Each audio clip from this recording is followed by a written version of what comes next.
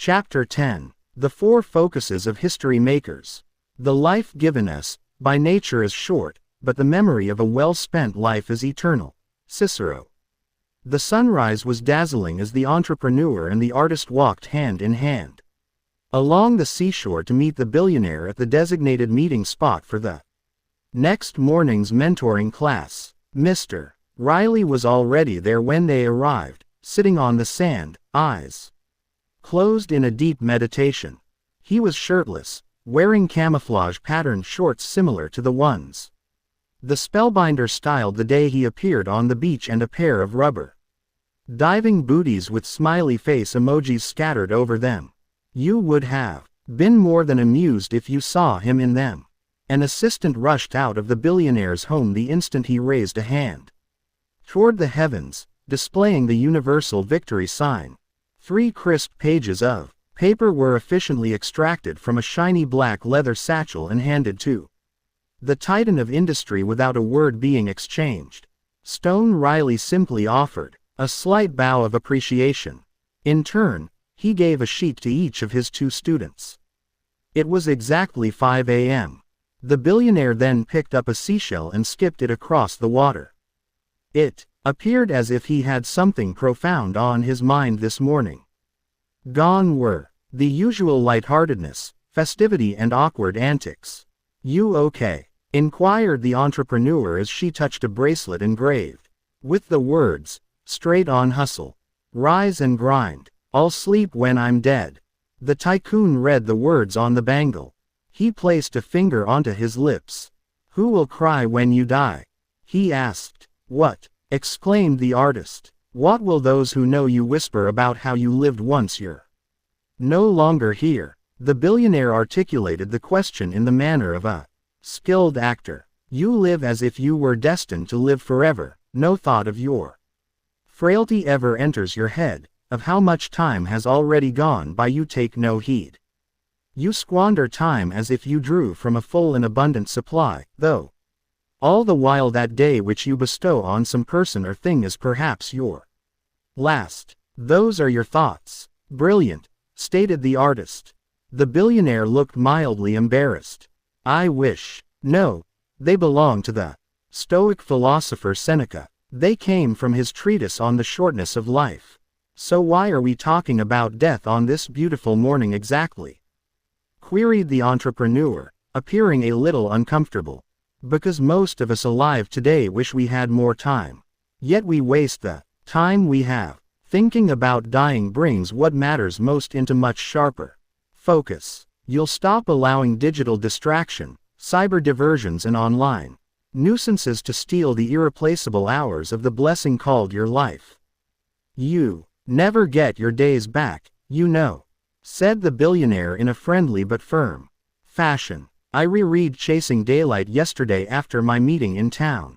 It's the true story of high-powered CEO Eugene O'Kelly, who was informed he had only a few months left to live when his doctor discovered he had 3 brain tumors." "So, what did he do?"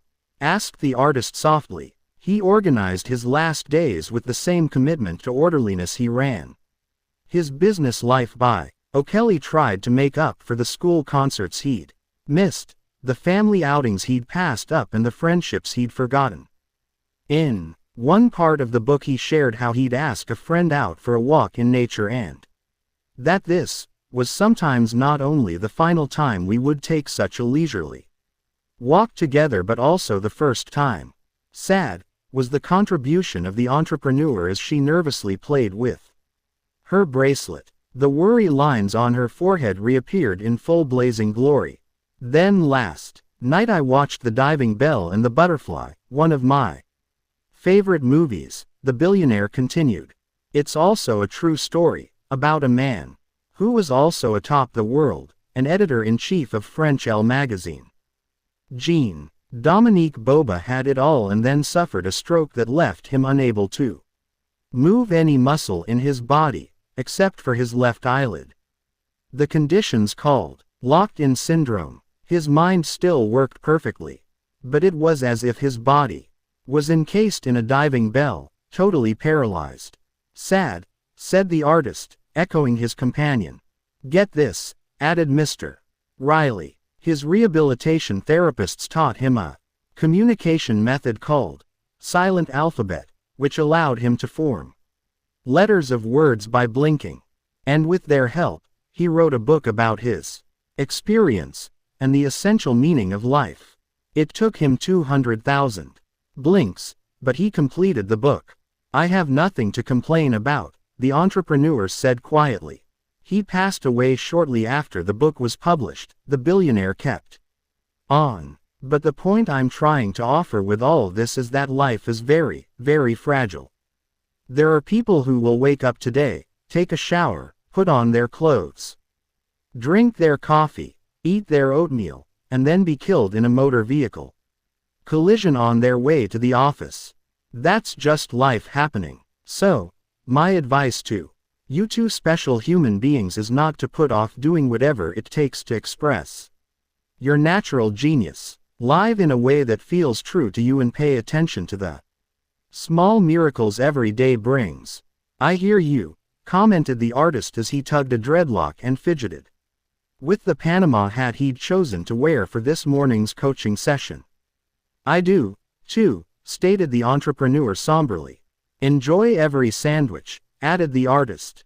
Very wise insight, said Mr. Riley. It's not mine, the artist replied sheepishly. They are the words of songwriter Warren Zevon. He spoke them after he discovered he was terminally ill. Be grateful for every moment. Don't be timid when it comes to your ambitions. Stop wasting time on insanely trivial things. And make it a priority to reclaim the creativity, fire and potential that is dormant within you. It's so important to do so. Why do you think Plato encouraged us to know thyself? He understood intimately that we have vast reservoirs of ability that absolutely must be accessed and then applied in order for us to lead energetic, joyful, peaceful, and meaningful lives. To neglect this hidden force inside of us is to create a breeding ground for the pain of potential unused, the frustration of fearlessness unembraced, and the lethargy of mastery unexplored. A kite surfer whizzed by, and a school of crowned squirrelfish sailed through the water that was as clear as Abe Lincoln's conscience. This brings us beautifully to what I wanted to walk you through this morning. Please look carefully at your sheet of paper, the billionaire instructed. Here is the learning model that the two students saw. History maker focus number 1, capitalization IQ. The mogul explained the concept of capitalization developed by eminent psychologist James Flynn. The valuable insight he conceived is that what makes a legendary performer so good isn't the amount of natural talent they are born into, but the extent of that potential they actualize and capitalize. Many of the finest athletes in the world, Mr. Riley observed, had less innate skill than their competition, but it was their exceptional dedication, commitment and drive to maximize whatever strengths they had that made them iconic. It's not the size of the dog in the fight, it's the size of the fight in the dog. Insight, declared the billionaire as he rubbed his chiseled abdominals absent-mindedly and put on a new pair of sunglasses, the kind you'd see on a surfer in Southern California. The spellbinder taught me early on that by joining the 5 a.m. club, I'd have a gorgeous window of opportunity every morning to cultivate my highest assets. Take some time for myself and do the preparation needed for me to make each day a tiny gem. He helped me understand that successful people use their mornings well, and that by rising before daybreak, I'd win a primary victory that would set me up for a triumphant day. I never seem to have any me time, interjected the entrepreneur. My schedule's always so full, she repeated. I'd love to have a block in the morning to recharge my batteries and do some things that would make me a happier and better person. Exactly, remarked the billionaire. So many of us lead time-starved lives. We absolutely need to have at least an hour first thing in the morning to refuel, grow and become healthier, more peaceful people. Getting up at 5 a.m. and then Running the 20-20-20 formula, which you'll soon learn will give you an extraordinary head start on your days. You'll be able to concentrate on high-value activities instead of letting your day control you. You'll experience energy you never knew you had. The joyfulness you'll reclaim will blow you away. And your sense of personal freedom will totally soar. Mr. Riley then turned around to display a temporary tattoo on his muscled back. It bore a quote by French philosopher Albert Camus that read, "The only way to deal with an unfree world is to become so absolutely free that your very existence is an act of rebellion." Below these words, on the industrialist's back, was an image of a phoenix rising from the flames. It looked exactly like this. "I so need this," the entrepreneur said. "I know my productivity, gratefulness, and calmness would improve so much if I had some personal time every morning before it all gets so hectic." "Me, too," said the artist.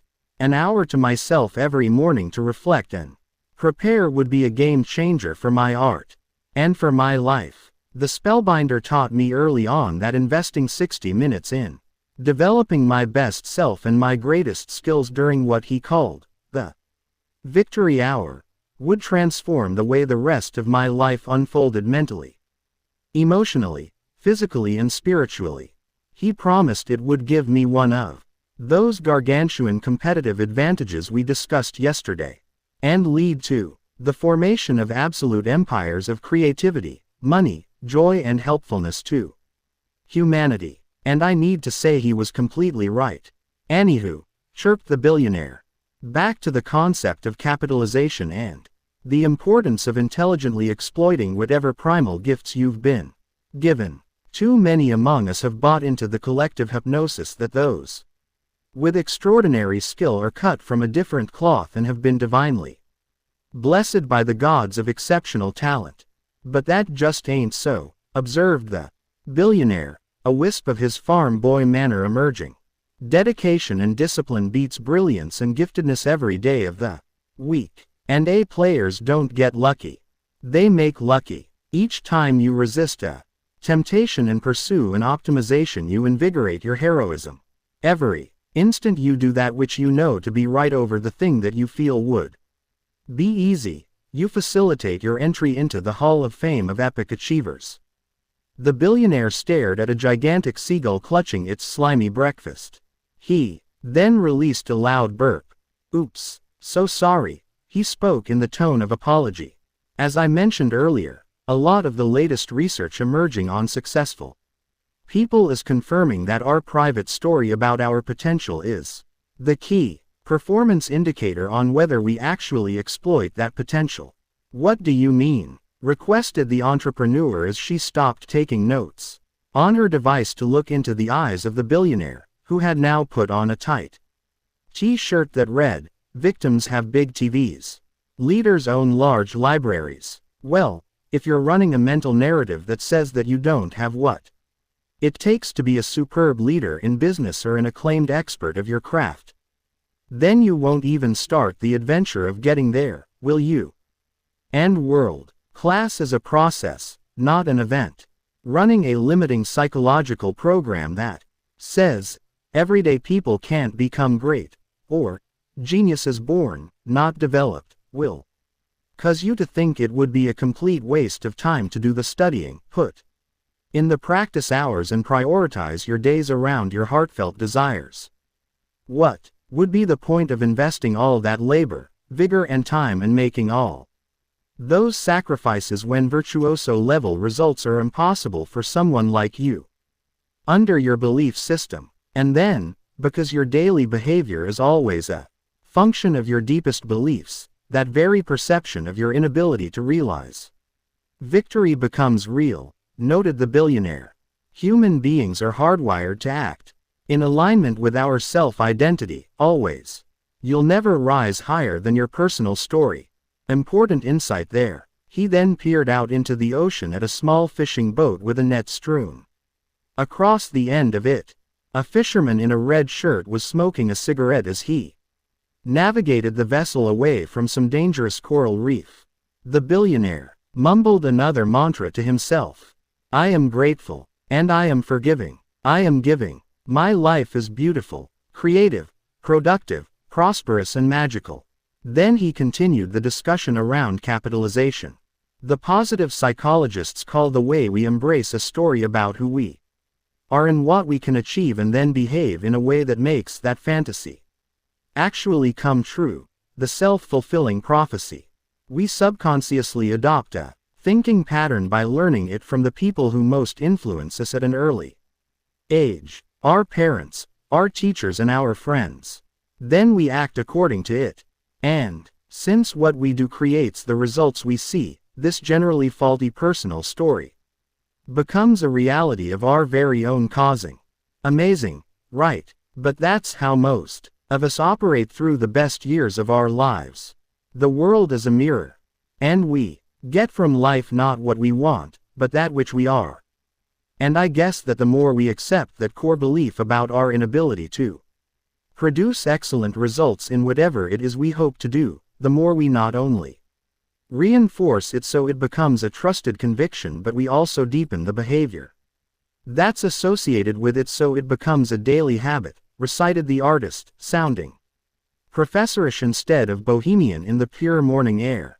Wonderfully said, replied the billionaire excitedly. I love the trusted conviction idea. That's good. You should share that phrase with the spellbinder. If you see him today, I think he's out fishing, but, knowing him, he'll be getting some sun here on this beach later in the morning.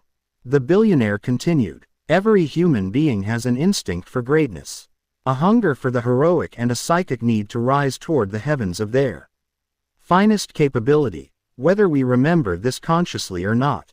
A lot of us have been minimized and pushed down so much by the dark and toxic influences around us we've forgotten all we truly are. We've become masters of compromise, slowly and steadily allowing in more aspects of mediocrity until a point arrives where it's our standard operating system. Real leaders never negotiate their standards. They know there's always room to improve. They understand that we are most connected to our sovereign nature when we are reaching for our best. Alexander the Great once said, I am not afraid of an army of lions led by a sheep. I am afraid of an army of sheep led by a lion. The billionaire inhaled audibly. A butterfly fluttered by, and a crab scampered past him. I'm here to remind you, he carried on, that each one of us holds a profound capacity for leadership within us. And as you now know, I'm not speaking of leadership in the sense of having a title, a lofty position or needing some formal authority. What I'm referring to is so much more weighty and exquisite than that. It's the true power inside a human heart versus the transitory power delivered by a big office, a fast car and a large bank balance. What I'm speaking of is the potency to do work that is so great we just can't take our eyes off you. The capability to create massive value in your marketplace. The capacity to impact and disrupt an entire industry. And the power to live with honor, nobility, audacity and integrity, so that you fulfill your opportunity to make history in your own original way.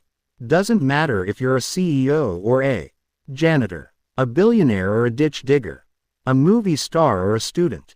If you are alive today, you have the ability to lead without a title and make your mark on the world, even if you don't currently believe you can due to the limits of your current perception. Your perception isn't reality. It just isn't. It's just your current perception on reality. Kindly remember that. It's simply the lens you happen to be looking at reality through at this moment of your ascent toward world class.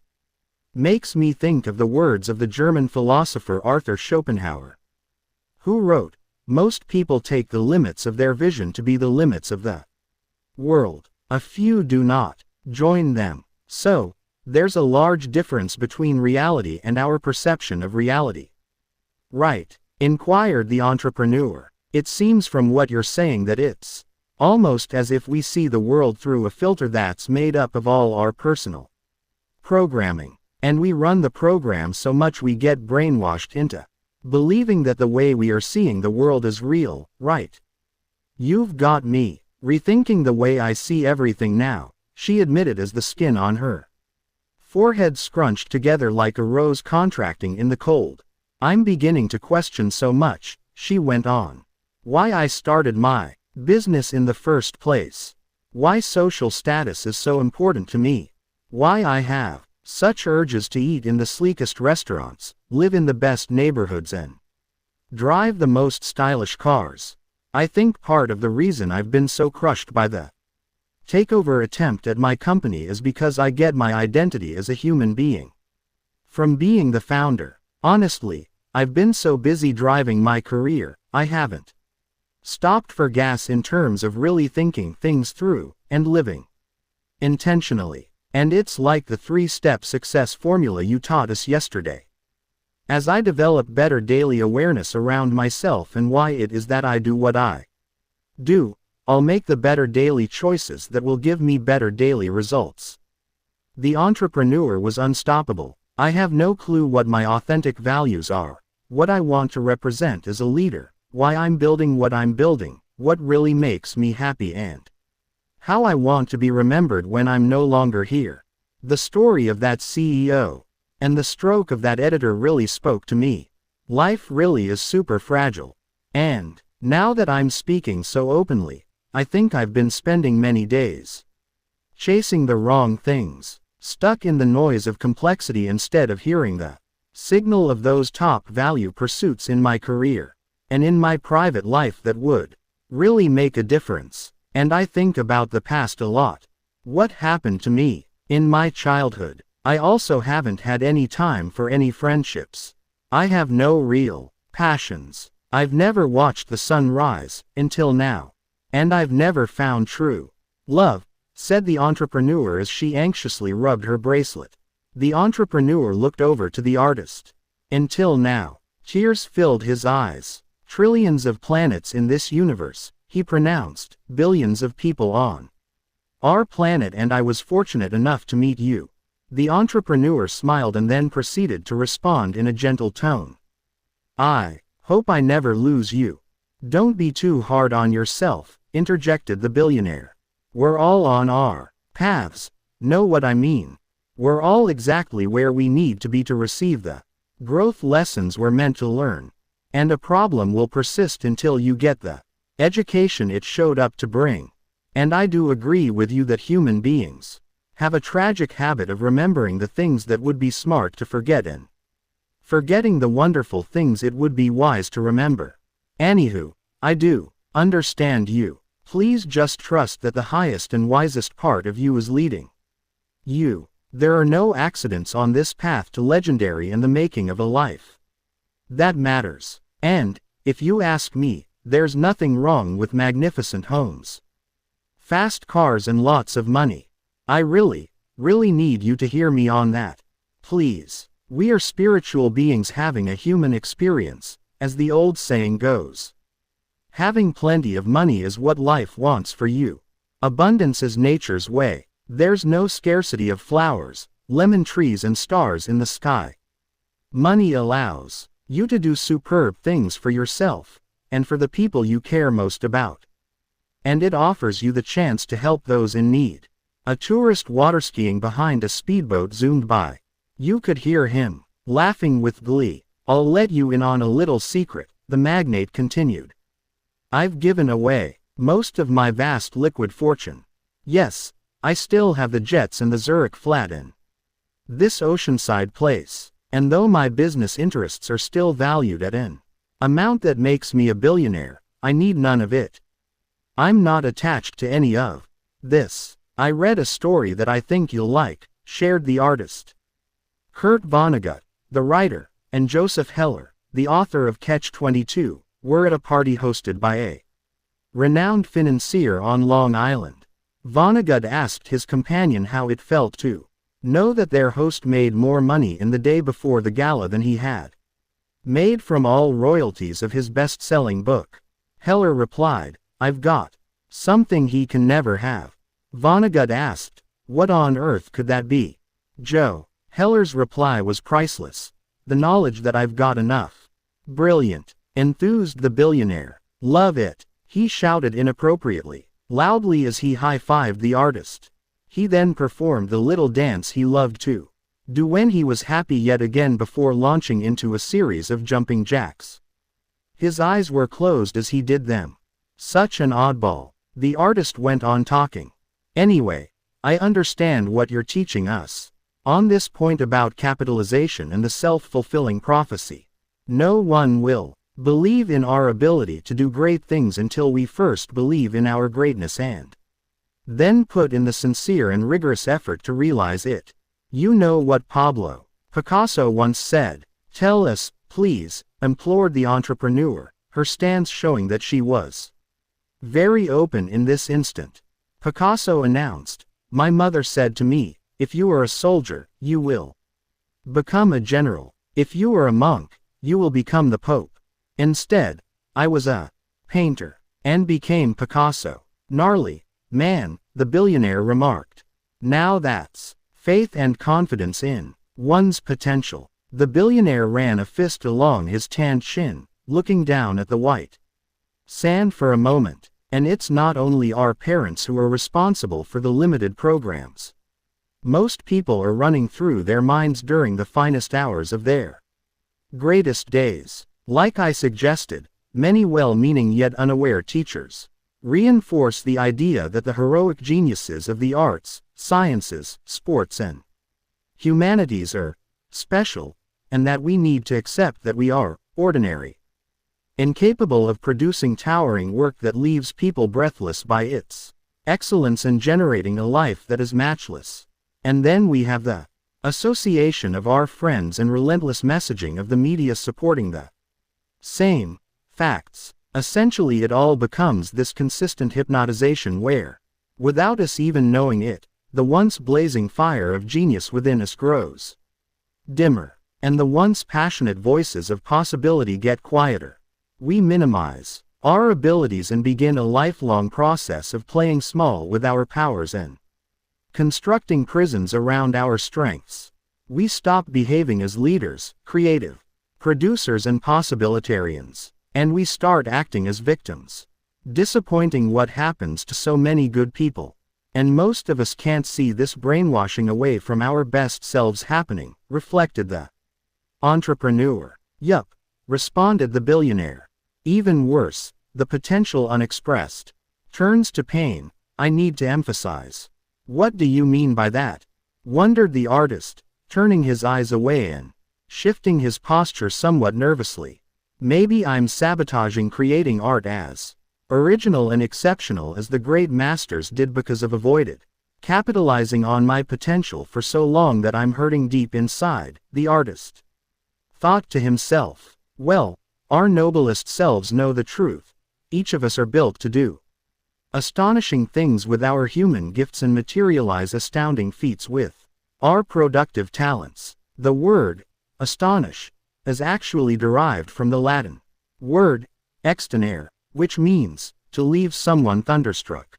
Every single person alive today carries the capacity deep within their hearts and spirits to do this. The more we decrease the volume of our unhealthy narrative, which, neurobiologically speaking, is a creation of our limbic system, the more we will hear this sublime call on ourselves to rise up to the blatant expression of our greatest genius. This is true whether you're a supervisor within a large organization, a programmer in a small cubicle, a teacher in a school, or a chef in a restaurant. You absolutely have the capacity to lift your work to the level of artistry and have an impact for the betterment of humanity. And yet we resign our lives to apathy because of this faulty perception of who we truly are and what we can really accomplish, staying violently stuck in half-alive lives. And here's the really big idea. As we betray our true power, a part of us starts to die. Noted the billionaire. Dramatic insight, acknowledged the artist.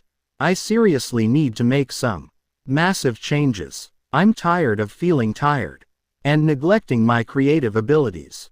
I'm beginning to get that I'm special. You are, affirmed the entrepreneur.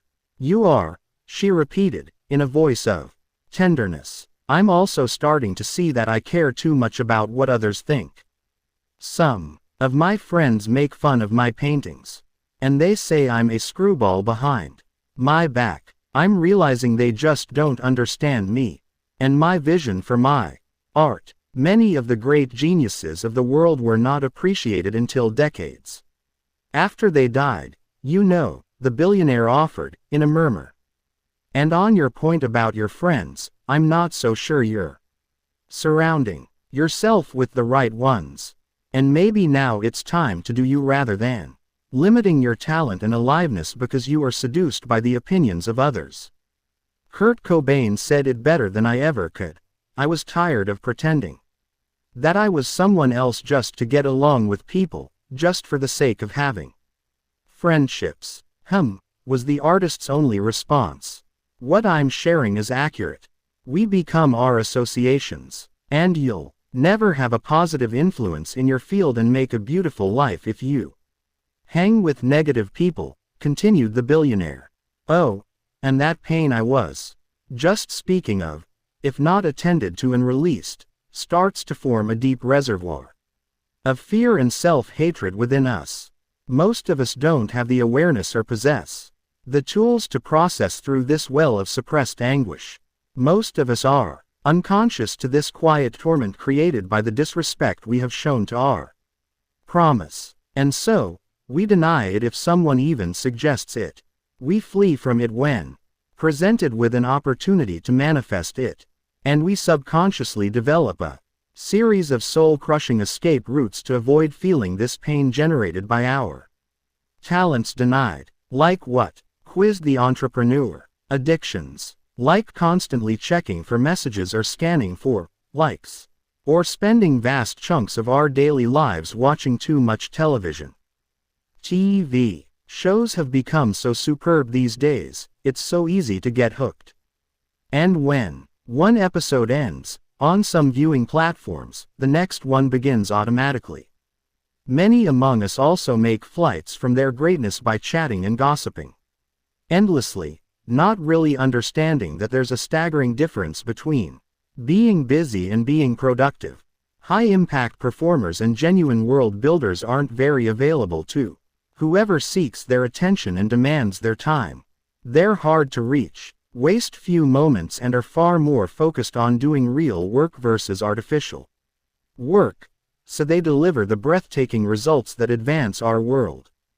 Other avoidance tactics from the pain of potential unexpressed or hours mindlessly surfing online, electronic shopping, working too much, drinking too much, eating too much, complaining too much and sleeping too much.